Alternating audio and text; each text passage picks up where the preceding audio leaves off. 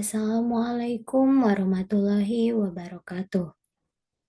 Perkenalkan, nama saya Ferani Siti Nurhanifah dari jurusan Pendidikan Bahasa Indonesia, Universitas Siliwangi. Pada kesempatan kali ini, saya akan mengulas novel tentang Jalan Tak Ada Ujung karya Mohtar Lubis.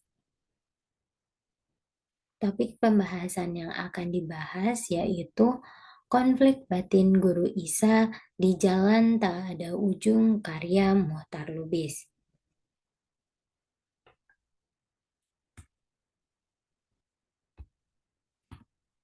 Bagian pertama, kritik dan periodisasi sastra Indonesia angkatan 45.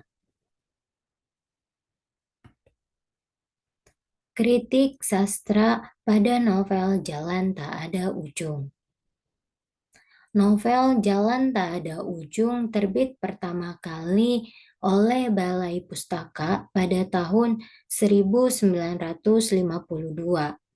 Kemudian diterbitkan oleh Dunia Pustaka Jaya hingga dinyatakan sebagai cetakan pertama di Yayasan Pustaka Obor Indonesia tahun 1992 hingga saat ini. Novel Jalan Tak Ada Ujung karya Mohtar Lubis ini merupakan novel kedua. Dalam catatan Yudhoyono, novel Jalan Tak Ada Ujung dikategorikan sebagai bacaan pilihan. Inti sari dari novel ini yaitu konflik batin atau ketakutan Guru Isa yang hidup di zaman revolusi kemerdekaan pada waktu rezim Soekarno.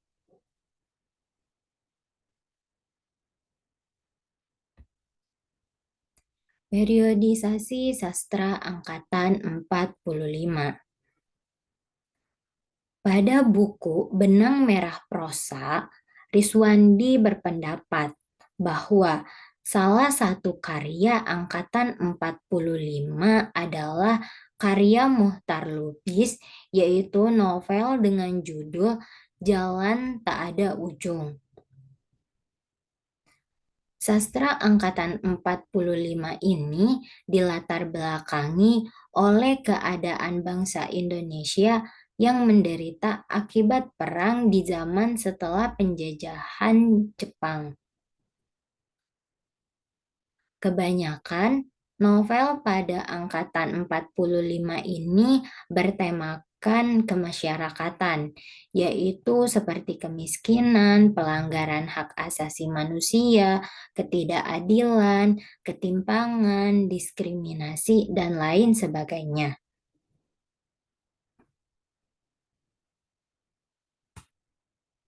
Bagian kedua, ulasan novel Jalan Tak Ada Ujung karya Mohtar Lubis dengan pendekatan historis.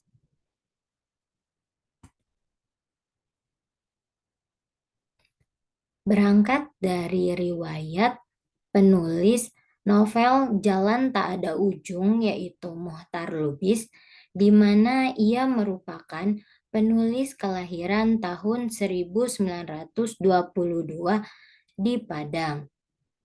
Mohtar Lubis merupakan salah satu pendiri kantor berita Antara dan mendirikan surat kabar harian Indonesia Raya yang kemudian dilarang beroperasi. Ia juga pernah dijebloskan dalam penjara sewaktu rezim Soekarno. Latar belakang penulis ini sejalan dengan cerita dalam novel Jalan Tak Ada Ujung yang menyebutkan salah satu kantor beritanya ialah kantor berita Antara. Dalam novel Jalan Tak Ada Ujung ini pula, tokoh utamanya yaitu Guru Isa pada bagian akhir cerita pun dijebloskan ke dalam penjara lantaran Hazil sahabatnya sekaligus seorang pemuda yang berselingkuh dengan istri guru Isa yaitu Fatimah membocorkan rencana penggranatan hingga guru Isa pun diseret dan dijebloskan ke penjara oleh polisi militer Belanda.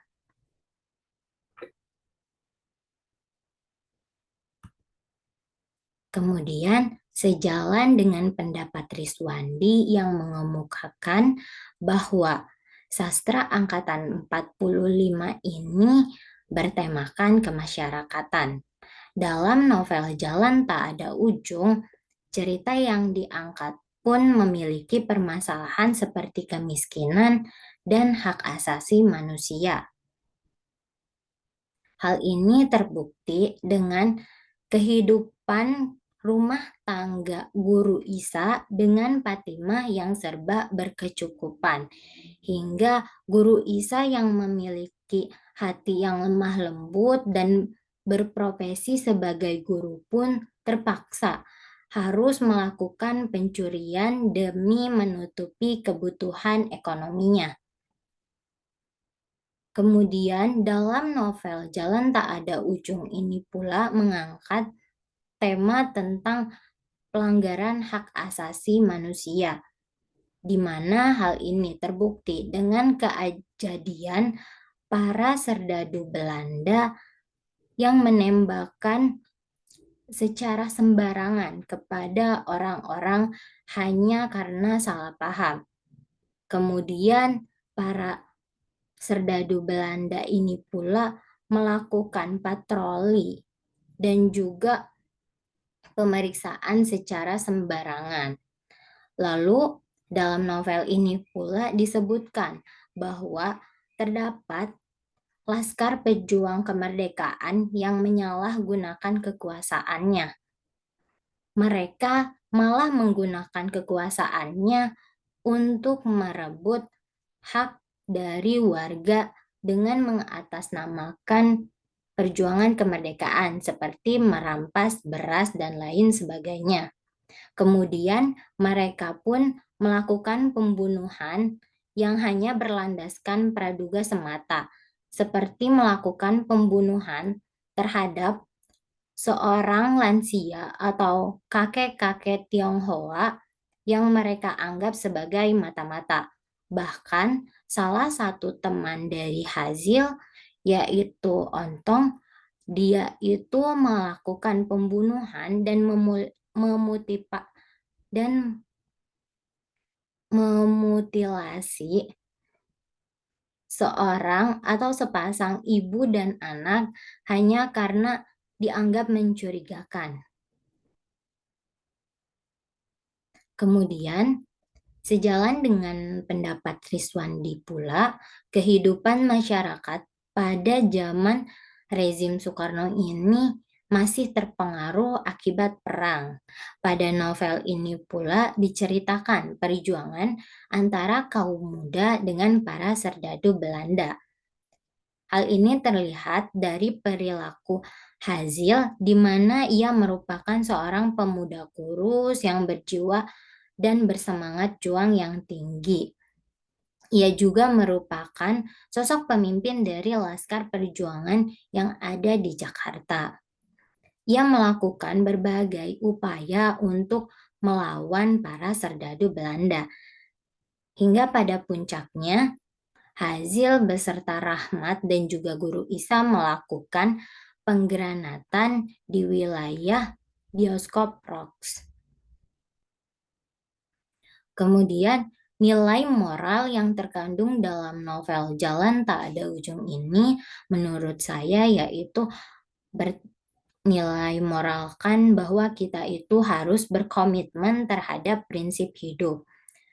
Kemudian kita pula harus setia kawan, jangan pernah mengkhianati kawan. Kemudian setia pada pasangan, lalu ada kejujuran, di mana kejujuran ini dalam novel Jalan Tak Ada Ujung dimaksudkan yaitu ketika Guru Isa melakukan pencurian, Nah, dalam hati nuraninya itu Guru Isa menentang perilakunya tersebut, tetapi karena keadaannya pula ia pun terpaksa.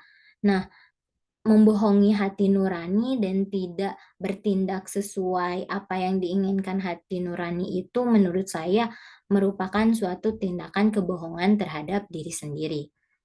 Kemudian dari hasil pula kita berpikir untuk bersikap optimis, di mana Hazil ini merupakan pemuda yang selalu berpikiran optimis terhadap apapun yang menimpanya. Akan tetapi sangat disayangkan ketika Hazil ini tertangkap oleh serdadu Belanda dan disiksa, ia pun melakukan pengkhianatan. Kemudian, poin yang paling penting pula yaitu berani menghadapi ketakutan, di mana hal ini sejalan dengan tokoh Guru Isa yang berani menghadapi ketakutannya dan ia pun membuktikan bahwa ketika ia melewati ketakutannya tersebut, ternyata ketakutannya itu tidak semengerikan apa yang ia bayangkan. Ada kutipan favorit saya dalam naskah novel Jalan Tak Ada Ujung karya Lubis pada halaman 46. Ini novel terbitan 2016 yang berbunyi, bagiku individu itu adalah tujuan dan bukan alat mencapai tujuan. Kebahagiaan manusia adalah dalam perkembangan orang, seseorang yang sempurna dan harmonis dengan manusia lain. Negara hanya alat, dan individu itu tidak boleh diletakkan di bawah negara. Ini musik hidupku, ini perjuanganku, ini jalan tak ada ujung yang kutempuh. Ini revolusi yang kita mulai. Revolusi hanya alat untuk mencapai kemerdekaan, dan kemerdekaan juga hanya alat untuk memperkaya kebahagiaan dan kemuliaan penghidupan manusia-manusia. Perkataan ini merupakan perkataan dari Hazil, di mana Hazil ini merupakan seorang komponis, sedangkan Guru Isa merupakan seorang violis. Mereka berdua ini sangat akrab, terlebih dalam hal musik. Ini pula yang menyebabkan Guru Isa dan Hazil seperti terikat dengan rantai persahabatan. Kemudian Hazil pula yang berperan sebagai seseorang yang mendorong Guru Isa untuk berani melawan ketakutannya. Walaupun pada akhirnya Hazil menyeret Guru Isa ke dalam sel tahanan karena ketakutannya.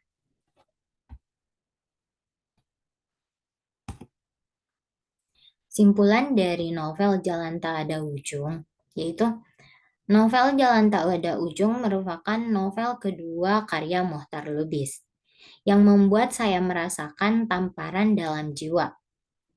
Perang ketakutan dalam jiwa yang dialami oleh Guru Isa seakan-akan menggambarkan sejenis ketakutan yang pernah saya alami walaupun dalam topik yang berbeda. Seperti halnya Salim, anak angkat dari Guru Isa yang mengalami ketakutan ketika tidur sendirian. Ataupun Fatima yang takut dengan perselingkuhannya dan Hazil yang takut lantaran disiksa oleh para serdadu. Kemudian ada Guru Isa yang takut dengan perubahan kehidupan di zaman rezim Soekarno, justru mendapatkan kelegaan yang luar biasa ketika menghadapi ketakutannya. Novel ini atau novel Jalan Tak Ada Ujung mengajarkan saya untuk berani menghadapi ketakutan. Karena ketakutan tersebut belum tentu mengerikan seperti halnya ketakutan yang selama ini dibayangkan. Dalam novel ini pula, saya terdapat kutipan yang saya buat yaitu, setiap keputusan yang kita ambil hari ini pasti akan berdampak pada kehidupan kelak esok hari. Ketakutan yang selama ini membelenggu akan terus menjadi bayangan seumur hidup, kecuali jika berani bergandengan sehidup semati dengan ketakutan tersebut. Terima kasih, semoga bermanfaat. Semoga kita bisa bertemu di lain kesempatan. Wassalamualaikum warahmatullahi wabarakatuh.